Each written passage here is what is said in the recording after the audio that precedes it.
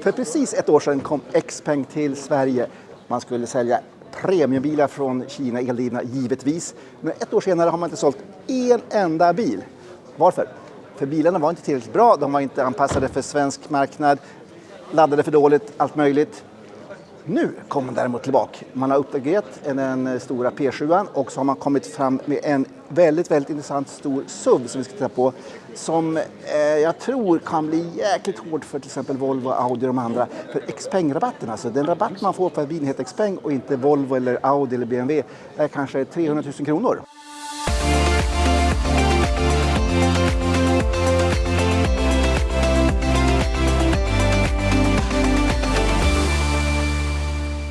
Det här är P7 som visades i Kina 2020. Det fick jättemycket kritik för att den hade den sämsta laddning man kunde tänka sig. Men nu har man skärpt till sig. Så man har 175 kW snabbladdning, 10-80% på 29 minuter. Det är helt okej. Den har fått värmepump. Den går mellan 50 och 57 mil beroende på vilken version man har. Det är fortfarande en väldigt snygg och lyxig och liksom en frän sedan. Och den är faktiskt så mycket dyrare än en instegsmodell av en Tesla Model 3. Men då är det en mycket större bil och liksom en flådig bil. En av uppdateringarna är att den inte längre har en frunk, så man kan inte lägga laddsladden här eller något annat. Men istället har man fått en värmepump som gör att den kommer gå längre på vintern. Hur mycket längre det vet vi inte, det beror på hur kallt det är och alltihopa och så vidare. Men däremot så går den här generationen 3-4,5 mil längre än tidigare. Och den går 47-56 mil säger man enligt VLTP och det är helt okej. 88 kilowattimmars batteri tror jag. Laddningen var ju Xpeng akilleshäl. Men nu så snyggt faktiskt det här. Det är lite som Porsche Taycan över hela. Nu är maxladdningen 175 kilowatt och det sägs 10-80% på 29 minuter vilket är helt okej. Det märkliga med den här bilen det är ju att det är en stor sedan. Alltså, Sverige är inget sedanland. Den vill ha en stor jättelyxig limo, betalar mycket för. Ganska litet inkast här. Men i alla fall delbart baksäte, eller ja, så man kan få in och lasta lite grann. Det är inte fast baksäte. P7 är ju 4,9 meter i princip. Men baksätet skvallrar inte om det. Jag får inte plats med fötterna under. Ganska eländigt sittvinkel. Alltså det här är ingen bekväm limousin för baksätesfolket. Däremot så är den laddad med massa lyx som ventilationer bak och det finns alltså Dolby Atmos och det är mycket grejer i den här bilen. Men som sagt ingen bekväm limo. Då kliver vi in här. Trevlig, väldigt modern interiör, 2 stycken stora skärmar. Man har sett att man har jobbat väldigt mycket med att få funktionaliteten bra här. Vi kan inte prova för den här är bara statiska visningsbilar. Däremot så har man inte än så länge lyckats med att du kan lägga upp en laddrot som man säger att det ska ladda där och så här mycket har du kvar när du kommer fram. Däremot så har man dock ett samarbete med Plugsurfing säger man och Shell. Men det finns inte någon rabatt än så länge där så att det är lite sådär. Man måste jobba vidare tror jag med de här detaljerna för att hela ägandet ska bli så bra som möjligt. Här har vi däremot en lite mysig sak. Man kan välja olika dofter i bilen.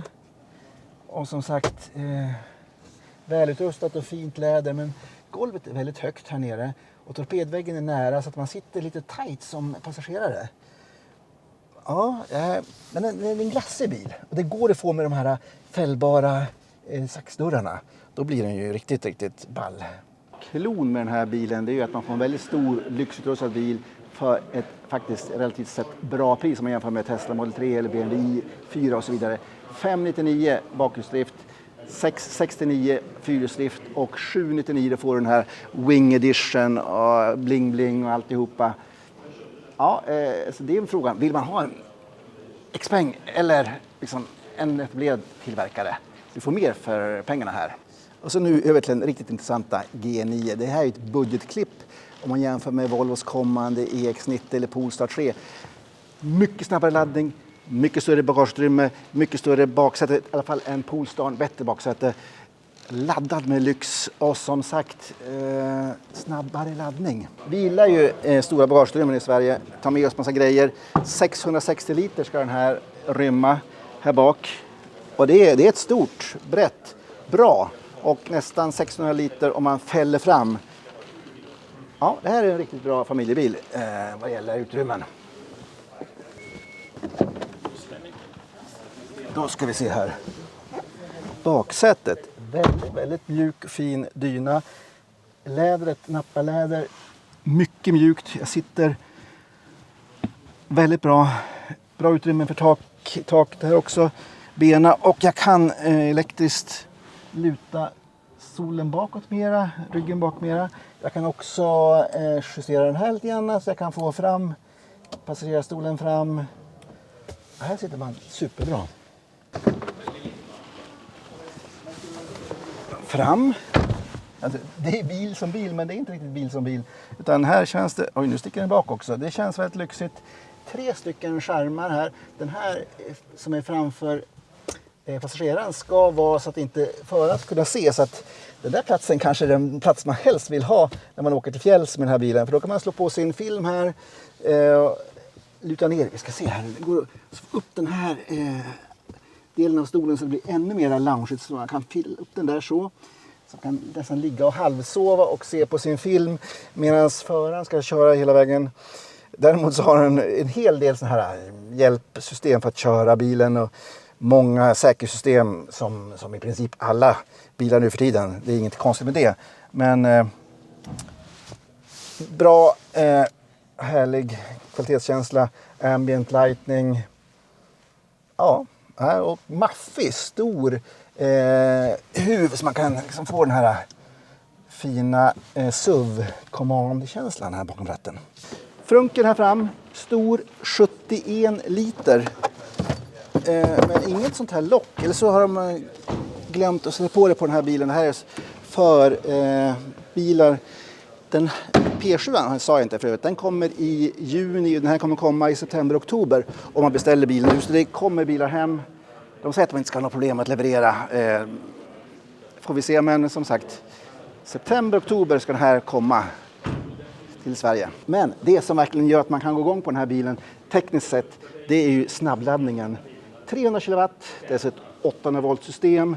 Man säger 10-80% på 20 minuter. Man ska på 5 minuter få 10 nya mil.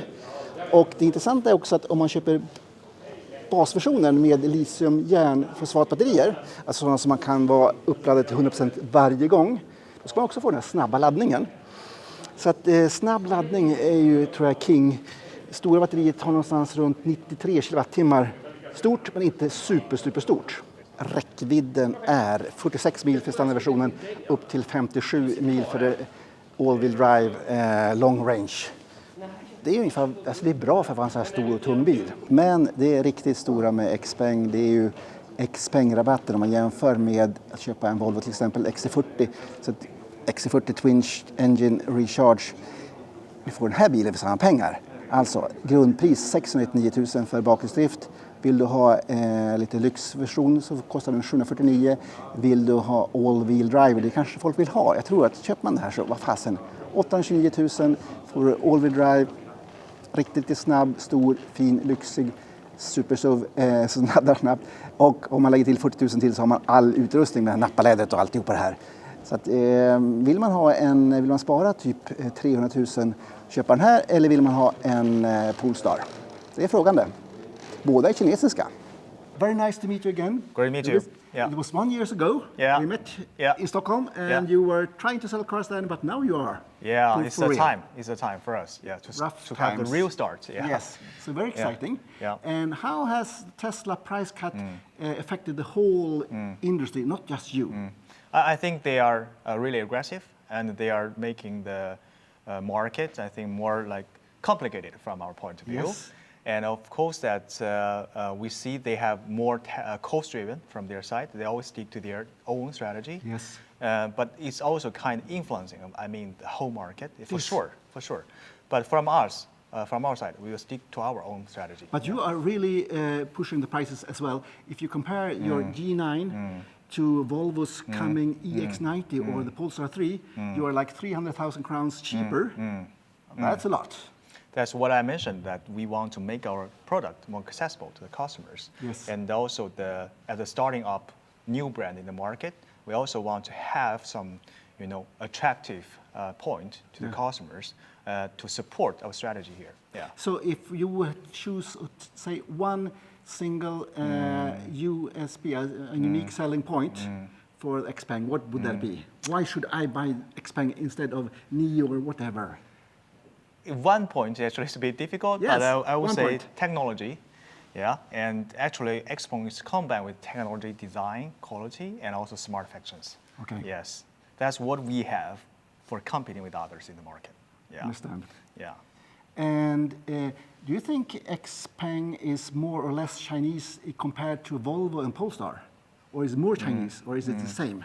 I think this is, of course, we come from China. Yes. We are a Chinese company. Yes. But from the customer point of view, I think they are really looking for what is more proper for them to choose, no matter from China or from Japan, and which product is more proper for them to have with better features, quality, designs. I think this is not only about the origin where you're from. More important is if you are kind of product can be localized or can be accepted by the local customer. That's what we're taking care of. But you mean is there a difference in localizations of the product for European customers between Volvo and Xpeng? Or are they on the same level? You mean the technology and whatever the customer gets are the same level of technology? I think we have our own advantage based on technology part because we are really like internet background company, and we focus on the software development, like our XSmart OS system, which is have our own advantage compared with others. We believe in that. Yeah. And you sold like 120,000 cars last year. Yeah. And what are the predictions for this year, globally? Globally? You are like 2.5 times bigger than Polestar, but a lot less than Volvo. Yes, that's right. If you compare. For this year, actually, the global target, we are not really officially announced yet. Okay. So we will keep that maybe later stage we are going to announce. Okay. But of course, we will have more ambitious plan and target based on this year. Yeah. So when will you come with your flying car then? It's still in the process Yes. for developing. Yes. And we are trying to, you mean launch in Europe? Oh yes, or in China. Because wherever. we need to understand that first is about regulation, because we are working together with the authorities to see how we're going to make the regulations work. And also we are working on our second generation of the flying cars after the X2. So we see that maybe in 1 or 2 years, we want to have some commercialized, but it all depends on the process. 1 or 2 years? Yes. That's really rapid. Because we need to see the regulations. Yes. First, maybe in some parts of China, not in globally. So you think you will sell the flying cars first in China and then maybe to overseas? Yes. Commercialize them first in China, some part of China, not all of the China maybe, and then come to Europe. Yeah. Yes, interesting. How do you see on the big political game or versus US, China, Europe? You think how will it play out? Will it be more tolls or something like that, or will we be more friendly and start to really do business again? As a company, I'm not going to comment on political things. Yeah, sorry for that, but that's not part of our strategy. No. We just stick on our own strategy for how to operate in the market. Yeah. So could you say how much the volume you will have in Europe or the percentage? We are still working on the long-term strategy together with our company and to see how long or how many units or volumes we are going to have for 5 years to 7 years, but still in the discussion. We are not, but we are going to announce that when we have the strategy discussed and agreed by the company. I think we are going to announce that soon, maybe after the sort of February. Yeah. Will you expand and have production over the size of China in Europe and so on? For now, just focus in China, and the later stage depends on volume in Europe. Yes. Maybe we are going to consider about that, but first, right now, it's in China. Yeah. So then, last question: Europe and Sweden. How many Chinese brands can the market stand, and how many Chinese brands can the market need? I think it's not about how many Chinese brands, I mean, how many car brands, or how many volume, or how much volume they need, or what kind of products they need. I think this is more important about every company's strategy. Like if they are producing the cars really the customers want, no matter about where you come from, which product you produce, but only if the customer can accept your product, you can survive in the market. That's what we are working for. And I understand. If you look to the Chinese brands coming in, do they have a better advantage on the low price cars or the premium price cars? Where is the best market for your car to come in? I think they have different strategy based on the different brands. So for us, we are just targeting at this premium, but not luxury, but premium segment, which is to provide the better quality product with better technology, not cheap price. But we're competing with the mainstream players in the market. We believe this is the most large volume, where the large volume come from. But I'm not sure about the other companies, because every company have their own strategy. But for now, actually, Chinese product is no longer the low price product, or we have more like higher qualities compared with the 5 years before. It's getting better and better right now. So I think we all in this mainstream segment, which is compete with each other, but depends on how about your product to be accepted by the local customers. But you have a huge home market. Yeah. And maybe the big part of that huge home market is lower priced. So you can have a lot of volume, and then you will have an advantage with the big volumes compared to maybe Europe. But even in the home market, we are not producing low price products. No, I know. You are not. Yeah, in the middle size. In different segment, they have the different segment of the customers there. Like we also have some like small cars, but lower price for the customers. But we also have this kind of premium product, which can be accepted by the customers. It all depends on your company's positioning and the strategy, where you are. But China, so large market, every segment, we have a lot of customers there. But in Europe, it's a bit different, because more in the middle, more customers is the mainstream customers here, which is we are going to put our positioning in that place.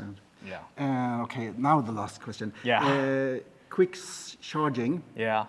Chinese products has not historically been so good at charging really quick. And now you're coming with a super quick charging. And why have sort of the Chinese brands been a bit slow in charging? Why it has not been of a great importance in China? I don't think that in China we have compared with others, like you mentioned about slower charging. Actually, since the beginning, we try to provide a better experience with our own charging facilities in China to provide the best experience for the customers.